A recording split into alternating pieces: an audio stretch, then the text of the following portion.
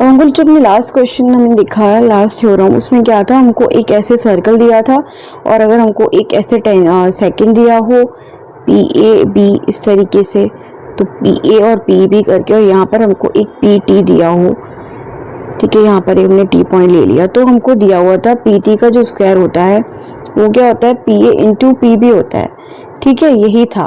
But अगर हमको कुछ ऐसा दिया हो, यहाँ पर हमको जैसे पी ए बी दिया हुआ है, इसी तरह से हमको एक और सेकंड दिया हुआ है यहाँ पर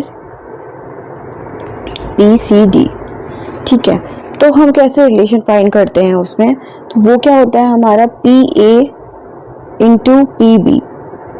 तो जो पी ए है यहाँ से यहाँ तक जो पी ए है और ये जो पी बी है, ठीक है, वो किसके इक्वल होगा, हमारा P C into P D के, ठीक है, यहाँ से जो हमारा लेंथ आएगा पी सी का और ये पी डी का, तो ये इसके इक्वल होगा। तो यहाँ से हम क्या निकाल सकते हैं, अगर 2 सेकंड हमको दी हुई है, यहाँ पर कोई टेंजेंट नहीं है, तो उसके लिए हमको ये थ्योरम पता होना चाहिए। अब नेक्स्ट हमको देखना है, अगर कोई भी हमको सर्कल दिया हुआ है और सर्कल में कोई हमको सेक्टर दिया हुआ है, तो हम किसी भी सेक्टर का एरिया कैसे फाइंड कर सकते हैं, ठीक है। जैसे कि यहाँ पर अगर हम एक सर्कल ड्रॉ करें, यहाँ पर तो हमने एक सर्कल ड्रॉ कर लिया, ठीक है, अब यहाँ पर एक हमको सेक्टर मिल गया,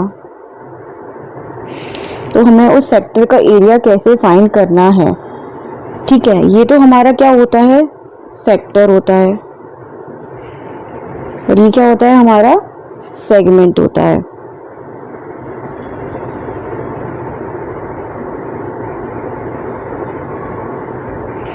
और अगर मैं यहाँ पर एंगल हमको दिया हुआ है थीटा, ठीक है, तो हमें किसी सेक्टर का जो एरिया है वो कैसे फाइंड करना है वो देखते हैं। तो सेक्टर का एरिया हमारा क्या हो जाएगा, theta by 360 pi r square, ठीक है, बहुत सिंपल है। पूरा जो सर्कल होता है उसका एरिया होता है पाई आर स्क्वायर, लेकिन मुझे पूरा सर्कल का एरिया तो निकालना नहीं है, मुझे उतने सेक्टर का एरिया निकालना है। तो उतने सेक्टर का मुझे एरिया के लिए क्या है, ये इतना ही तो एरिया है, यही तो सेक्टर है पूरा, ठीक है। तो ये कितना है, जो जितना ही एंगल होगा उतना ही तो एरिया आएगा यहाँ पर, तो हमें ये एंगल पता होना चाहिए बस। तो ये एंगल को जब हम लगाएंगे तो यहाँ से हमें पाई आर स्क्वायर का फॉर्मूला लगाकर हमको इसका एरिया मिल जाएगा। और हमको सिर्फ सेगमेंट चाहिए, तो हम क्या करेंगे, इस सर्कल के एरिया में से हम ट्रायंगल का हमें एरिया फाइंड करना पड़ेगा। ट्रायंगल के जब एरिया में से हम पूरे सेक्टर का एरिया माइनस करेंगे तो हमको यहाँ पर सेगमेंट का एरिया भी मिल जाएगा।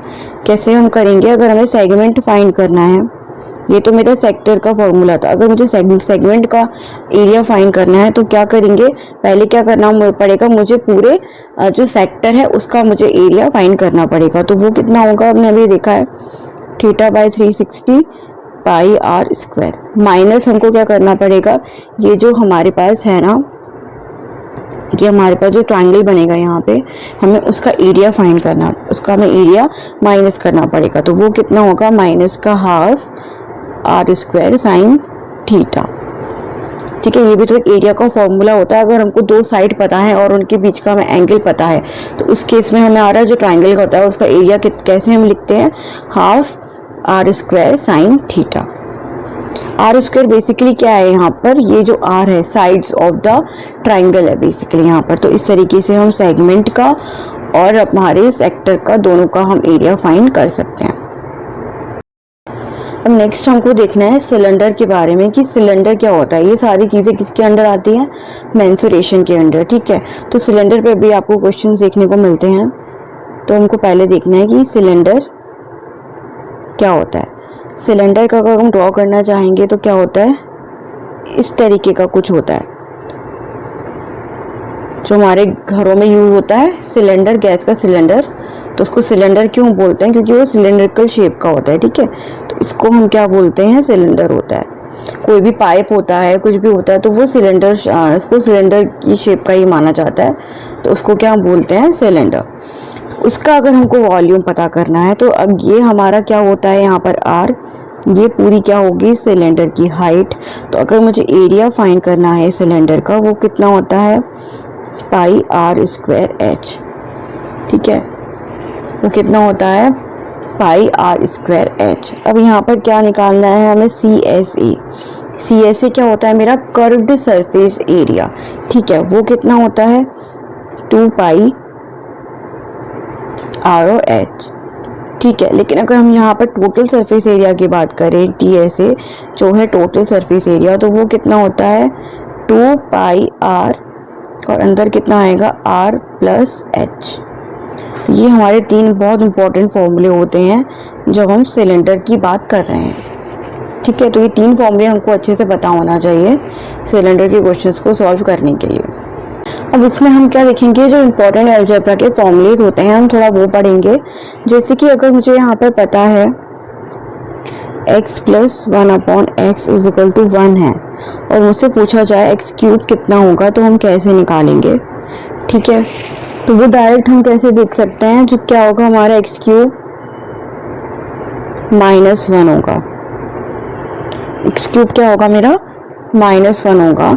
और अगर मेरा x plus 1/x is equal to -1 है तो मेरा x क्यूब कितना हो जाएगा 1 हो जाएगा, ठीक है। तो ये सारी चीज़ें हमको देखनी पड़ेगी कि हम कैसे ये सब चीज़ें फाइंड कर सकते हैं। तो उसके लिए क्या होगा, पहले हम देखते हैं कि अगर मुझे x plus 1/x is equal to 2 है तो मैं x square plus 1/x square निकालना हो तो मैं कैसे फाइंड कर सकती हूँ, ठीक है। तो उसके लिए हम अपने सिंपल मेथड में पहले जाते हैं, शॉर्टकट हम बाद में देखेंगे कि अगर सिंपली मुझे ये दिया होगा तो मैं कैसे इसको अप्रोच करूँगी। तो सबसे पहले मुझे क्या देखना है कि यहाँ पर क्या है, x प्लस 1/x है, यहाँ पर है x प्लस 1/x, ठीक है। और यहाँ पर मुझसे क्या पूछा जा रहा है, x square plus 1/x square, मतलब मेरा जो क्वेश्चन है वहाँ पर क्या है, स्क्वायर में पूछा जा रहा है। तो जो मुझे दिया हुआ है सबसे पहले मुझे वो स्क्वायर करना चाहिए। तो सबसे पहले मैं यहाँ पर दोनों साइड स्क्वायर करूँगी, ठीक है। फिर देखते हैं उसके बाद क्या रिजल्ट आता है। तो यहाँ पर हमने स्क्वायर किया तो x square plus 1/x square आ जाएगा, क्योंकि a प्लस बी का होल स्क्वायर क्या होता है, a square plus B square plus 2ab, यही होता है। तो यहाँ पर हमें वही फॉर्मूला लगाना है। तो क्या होगा, a स्क्वायर मतलब x स्क्वायर, b स्क्वायर मतलब 1/x स्क्वायर प्लस 2ab। तो 2ab करेंगे तो x कैंसिल हो जाएगा, ऊपर वाला x और नीचे वाला x, तो यहाँ पर क्या बचेगा +2 और इज इक्वल टू में यहाँ पर कितना आ जाएगा 2 का स्क्वायर 4 आ गया। यानी कि मेरा जो x प्लस 1/x स्क्वायर है वो कितना हो गया 2 आ गया। अब क्या हम ये बोल सकते हैं कि जो हमारा x प्लस 1/x का स्क्वायर x प्लस 1/x है और x square plus 1/x square है कि वैल्यू सेम होगी क्योंकि यहाँ पे आ रही है, वो तो गलत होगा, ठीक है। उसके लिए क्या करना पड़ेगा हमको, एक और एग्जांपल हम देख के इस चीज़ को समझते हैं। तो अगर हम इसके अकॉर्डिंग देखें, इस क्वेश्चन के अकॉर्डिंग, तो हमको यही लग रहा है कि जो मेरा x प्लस 1/x है और x स्क्वायर प्लस 1/x है वो सेम है, बट ऐसा नहीं होता है, ठीक है। तो क्या है कंडीशन वो हम देखते हैं। क्या हम करेंगे, यहाँ पर मैंने ले लिया x प्लस 1/x, कितना आ गया मेरा यहाँ पर, मान लो 3 है। अब x square plus 1/x square क्या आएगा यहाँ पर, प्लस 2ab, तो 2ab तो 2 यहाँ हो जाएगा और इसका स्क्वायर करेंगे तो यहाँ 9 आ गया। तो x square plus 1/x square कितना आ गया 7। यानी कि एक्स स्क्वायर अगर मैंने इसका स्क्वायर करूं और -2 करूं तो मुझे ये रिजल्ट मिल रहा है। सेम विद दिस, अगर मैंने स्क्वायर करा जो भी मुझे यहाँ पर दिया हुआ है और मैंने माइनस यहाँ पर इसका स्क्वायर करा और -2 करा तो मुझे रिजल्ट मिल रहा है। यानी कि अगर मैं यहाँ पर एक फॉर्मूला अपना खुद से ड्राइव कर सकती हूँ, वो क्या, अगर मुझे यहाँ पे x plus 1/x is equal to a दिया है, a मतलब कोई भी कांस्टेंट हो सकता है वो, तो मुझे x square plus 1/x square पूछा जाएगा तो मुझे इतना सब कुछ स्क्वायर करके वो खोलने की कोई ज़रूरत नहीं पड़ेगी। मैं डायरेक्टली क्या लिख सकती हूँ, a स्क्वायर माइनस 2 लिख सकती हूँ। डायरेक्ट मैं ये फॉर्मूला यूज़ कर सकती हूँ। मुझे x प्लस 1/x कुछ भी दिया हो यहाँ पे, मैं डायरेक्ट उसको स्क्वायर करूँगी और -2 करूँगी और आंसर आ जाएगा। ठीक है, तो ये एक शॉर्टकट है। चाहे तो आप पूरा स्क्वायर करके, जैसे हमने किया है यहाँ पर, पूरा स्क्वायर करके फिर आप कर सकते हैं। अभी तो यहाँ नंबर छोटा है, कई बार ये नंबर 100 में आगा 200 नंबर हुआ तो फिर आप इसको स्क्वायर करेंगे। चलो 200 भी बहुत सिंपल है। कोई नंबर ऐसा आ गया 197, तो 197 का पहले आप स्क्वायर करेंगे, फिर -2 करेंगे, तो मतलब खोलेंगे तो बहुत टाइम लगेगा। हालांकि या तो कोई बड़ा नंबर आना नहीं है, तो सबसे सिंपल आपको क्या करना है, a² - 2 करके अपना आंसर आप लिख देंगे। ठीक है,